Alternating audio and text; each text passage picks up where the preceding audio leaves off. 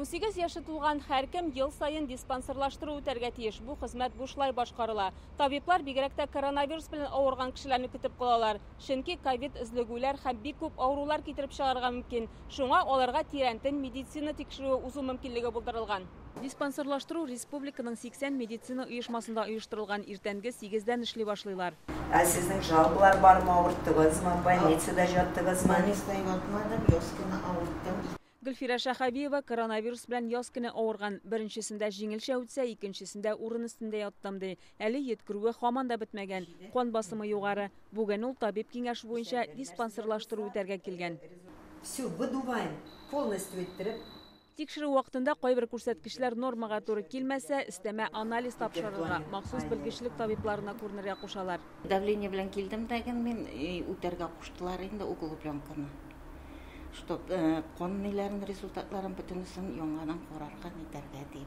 Хәзер коронавирус яктыручылар күп түгел, әмма элегрәк авыручылар зыянын хәзер дә сизә икән. Ковидтан соң йөрәк кан әйләнеше системасы, сулыш алу һәм биер авырулары 2%-ка арткан. Бик күп киләләр ахыргы вакытта.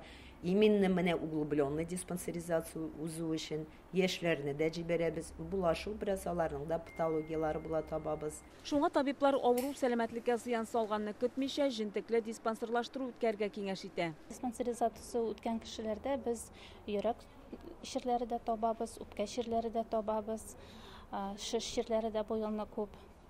Яшьләрдә күбрәк күренә шиш ширләре маммография үткәндә.